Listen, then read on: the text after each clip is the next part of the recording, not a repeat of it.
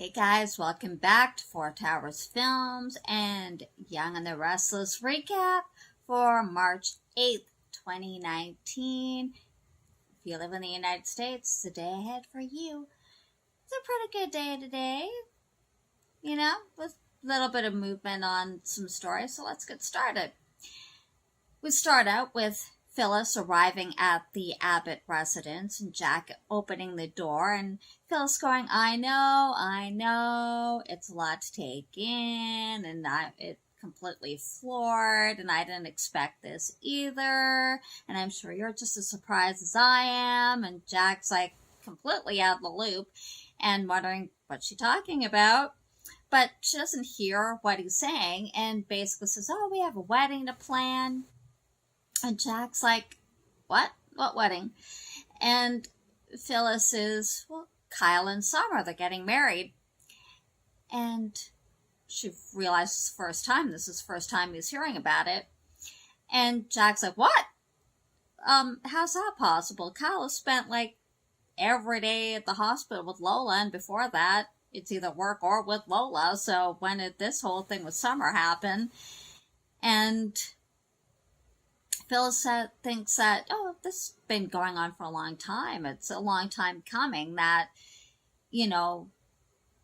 they've been hit together or apart ever since high school. And Summer got married and dated other people, but it's always been Kyle for her. And it seems that's really the same thing for Kyle too, that Summer's always been kind of the top of his mind.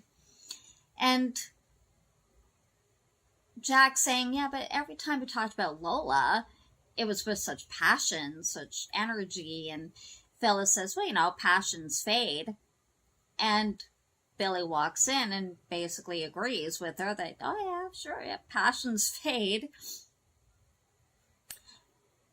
And so he comes in and he's like, so Kyle and Summer are getting married. He thinks it's kind of odd too and kind of out of the blue. And Phyllis reiterates that they've been together since high school on and off and that, they're a good match and, things can happen really quickly and all that sort of thing. And Billy starts kind of going on about, sure, and for you yourself kind of thing, things change. Look at how you rolled over on the women and to save yourself, and after you encouraged them to not call the police, what happened to JT, and encouraging them to, roll him up in the rug and bury him. And Phyllis is like, excuse me, these are women who've run companies, who are parents, and they're big girls and have been for a long time now, and they're not pushovers. That she's not puppets. They didn't just go along with whatever she told them to do. And they're back and forth. And Billy talking about you're happy for your daughter, but I'm having to look after my kids and try to explain to them why Mummy's still away on our business trip and perhaps not going to be coming home at all due to her supposedly protecting them. And she said, I did what I could. It was Christine who twisted my words. And they talk a little bit about Jabot and how is this going to really affect them? They're supposed to be on the same team. And Billy said, believe me, I'm good with helping out and protecting Jabot. And Phyllis says, good. She gets up to leave and Jack goes after her to try to stop her from leaving. And says, I realize that you didn't do this on purpose. This wasn't your intent. And Phyllis says, of course not. I tried to help and I failed. Wasn't much I could do, and Christine's twisting my words. And she smells him and notices that he's wearing the perfume or the cologne that Carrie made him and asks if that was a gift that Carrie made. And he says that it is. And she said, but that'd be a good cologne for their men's line for Jabot. And he said, no, I think Carrie wanted it just for us. A gift just for me. Keep it private. Phyllis says, you're a lucky man, and he agrees with her. And she goes. When she goes, Jack goes and back to talk to Billy and holds out his hand and says, smell this. And he's like, what's that? And, I don't know how you can do this, talking to her. And he's like, I'll do whatever it takes to keep the peace while we get the company back in our hands. And he explains that the scent is Jack of Hearts, the one that Carrie made for him, and said it will make a perfect first product to launch when we oust Phyllis as CEO of the company. So during all this, Summer is at Nick's house, and she's bringing out a plate of pastries and stuff for breakfast, and she texts Kyle and asks him to come over for breakfast. We have a lot to discuss. And gets a text back, because Kyle's read it, and texts her back that, sorry, I can't get away. She gets upset by that and picks up her coat and leaves. At the hospital, Arturo and Ray are brought up to speed by our Nate, saying that they found a donor for Lola, that the donor is healthy, but they want to remain anonymous. Both Arturo and Ray are ecstatic over the fact and, happy. And Kyle shows up, and they explain to him and saying that there's a donor and Lola's going to be just fine. And Kyle goes, that's wonderful news. And that, of course, the donor wants to remain anonymous. Kyle acts surprised by that and said, well, really all that matters is that Lola's going to be okay. Really, it shouldn't matter who it is. Like, it shouldn't matter if we know who it is, kind of thing. And then he turns to Nate and asks, is she healthy? And Ray notices that and saying she, or Arturo notices that. And how do you know it's a she? And Kyle goes, well, doesn't it have to be a she, or does it really matter?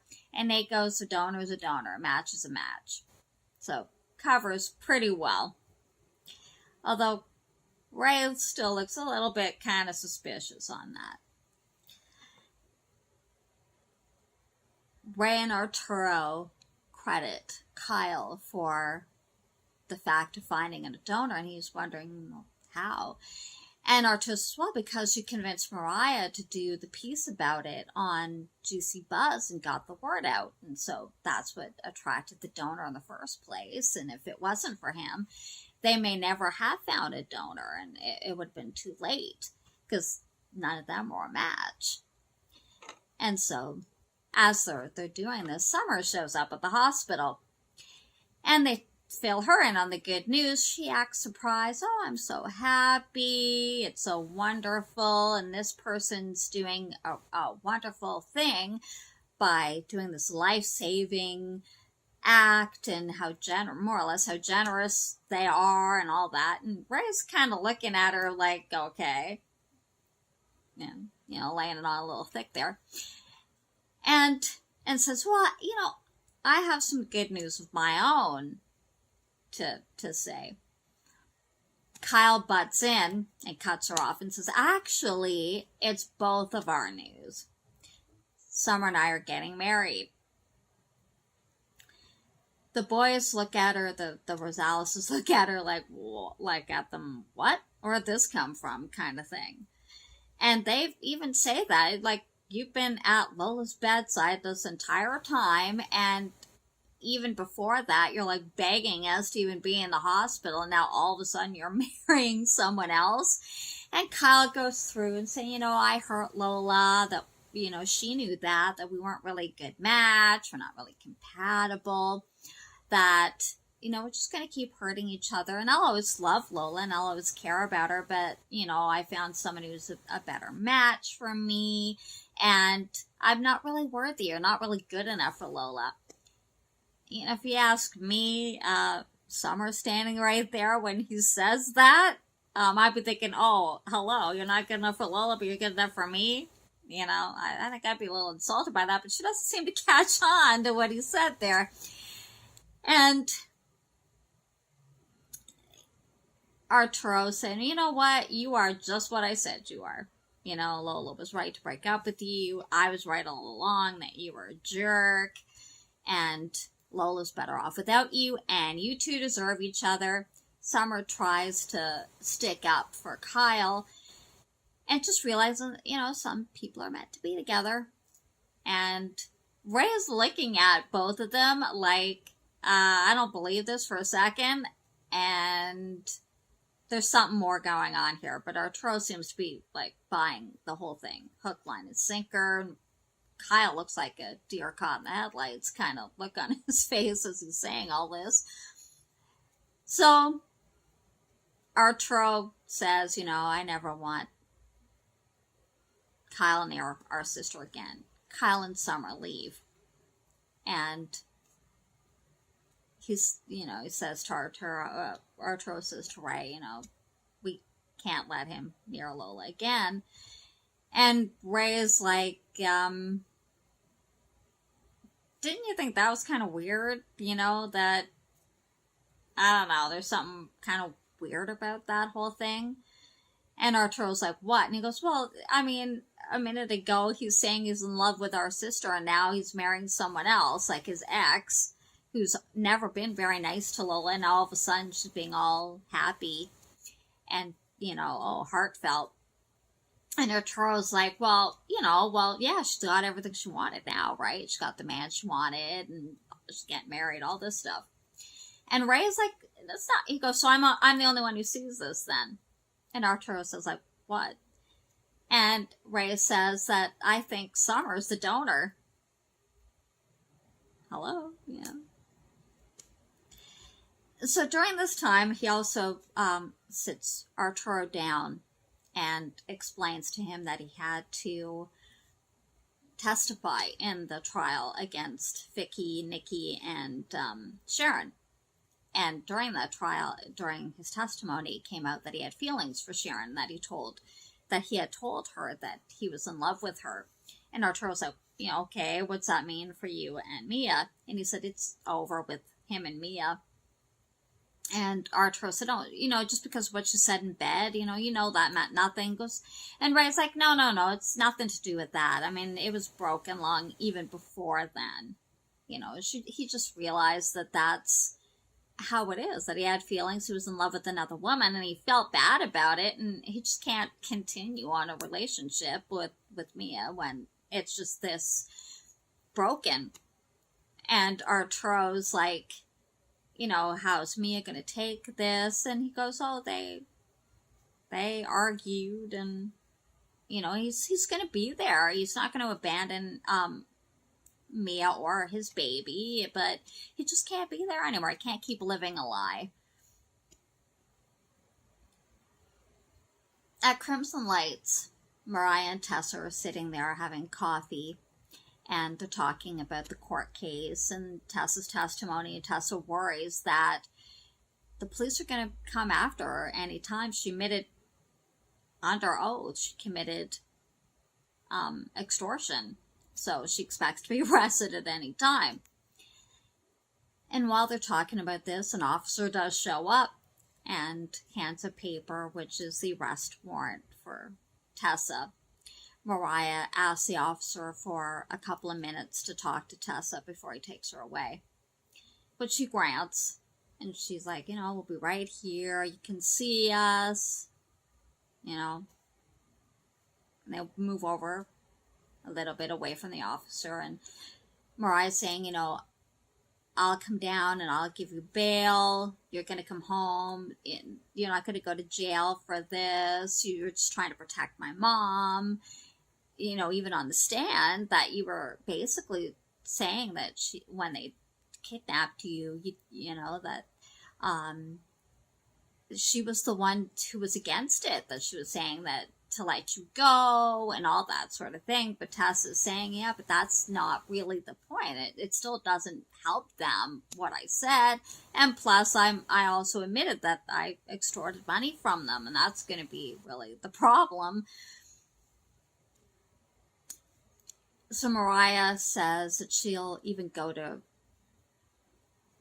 Juicy Buzz, go on air and complain about Christine and how unfair she's being, this whole thing, that she's basically taking everybody down on charges that really aren't necessary and not even true. And Tessa says, no, she's going to make the right choice this time. But really, she kind of deserves this, so she's going to go through with it and kind of let it go. The officer arrests her and takes her away. Carrie shows up at Phyllis's office at Jabot, knocks on the door, and Phyllis lets her in. And Carrie asks Phyllis how she's doing with the whole court case, and Phyllis again states that everybody's out to get her. All the people, if the verdict comes back wrong, Phyllis is going to do whatever she can to overturn it. That they all see her as some big shrew, basically. That she was only protecting herself, and Carrie said it's some man that made you think that way, isn't it? And Phyllis doesn't correct her. And so Carrie says if you continue to try to help the women, it's going to keep the company in the news, and maybe not even in a good way. And Phyllis says that she has an idea, you know, that maybe that could help. And she brings up the fact that she had smelled the perfume or the cologne that Carrie made for Jack, and that it would make a good product for the launch of the Phyllis and Carrie era. And Carrie said, no, well, that's what I made for Jack, and it's personal property.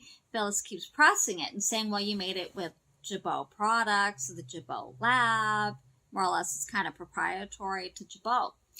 And Carrie says, well, you know, a court of law might not see it that way. Maybe a court of law would kind of look at it as who really has ownership of this, the one who created it, or just because it was created here. And Phyllis is like, why are we even going to like court battles kind of thing? And she comes up with, you know, we can make this more or less worthwhile. And Carrie's like, yeah, if it's worthwhile to me. And so Phyllis tells her to name her price. So she writes down on a notepad and hands it to Phyllis, paper. And Phyllis is looking at it, wow, you know, that's going to be kind of pricey. It sounds like she wants the amount, she wants back-end sales, and worldwide ownership, creative rights to the fragrance. And she goes, hey, you're the one who told me that the company needs this, and it's going to be a national or a worldwide success, and it's going to blow everybody out of the water. So, you know, more or less kind of thing, if you're saying that's the case, well, don't you think it's worth paying that for it? So Phyllis agrees to it, but she seems kind of reluctant about it.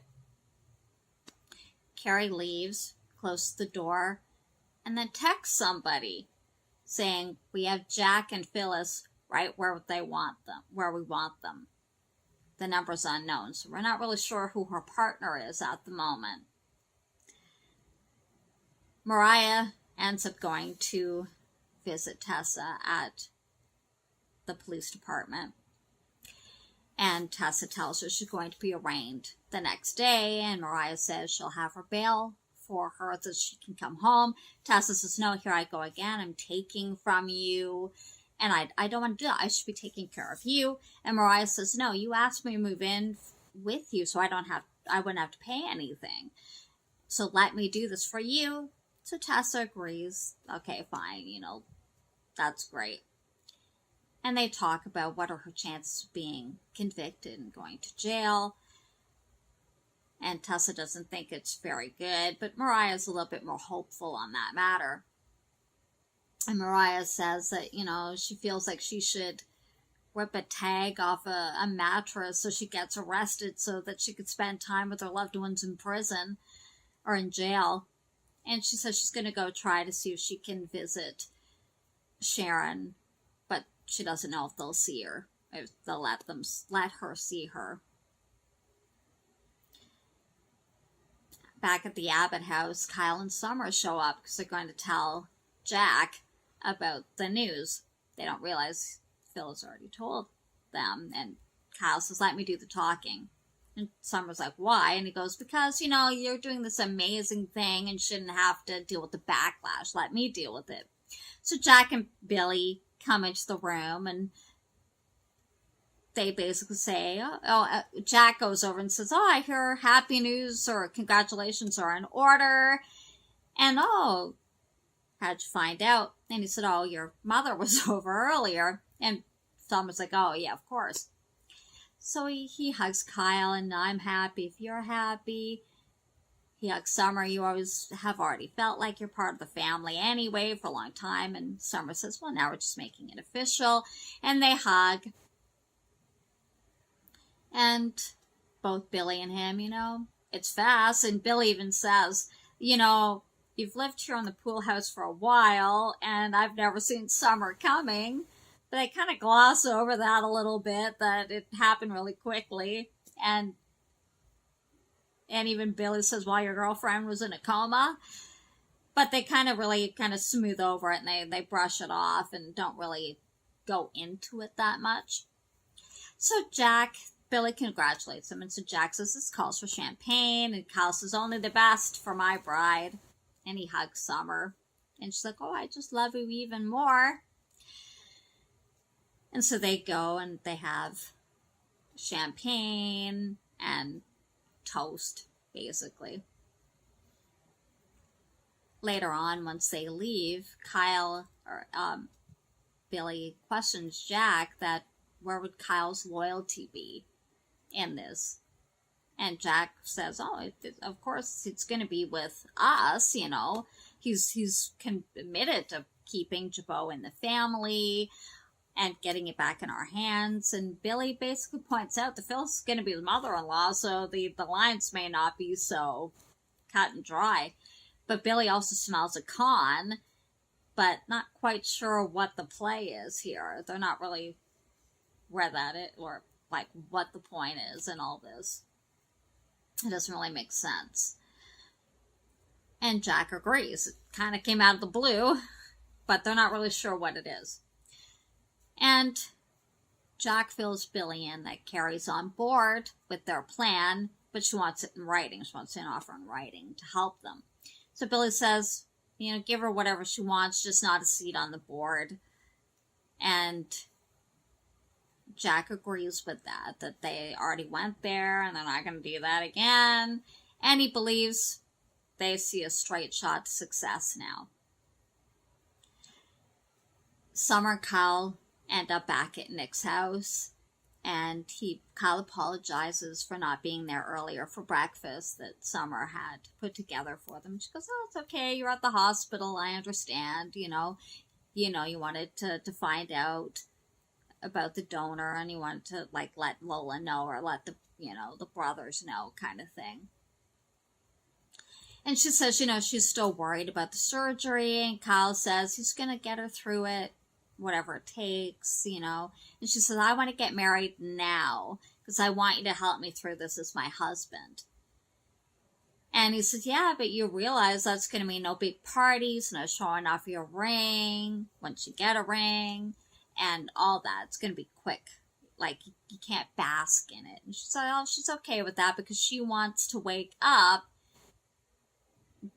after the surgery with her husband by her side. He says, well, you're doing this big, huge thing. It's wonderful.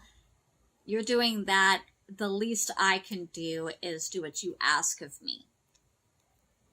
They embrace, and Kyle still looks like he's not too happy about that. Well, that's it for March 8th, your Monday episode if you're in the United States. Give it a like if you liked it, and subscribe so you can find more Young and the Restless recaps. They're great if you don't have time to watch it, or to see if it interests you to watch it. Don't forget to subscribe. hit the notification button so you know when I upload. We'll see you next time, guys. Have a great weekend. Bye-bye.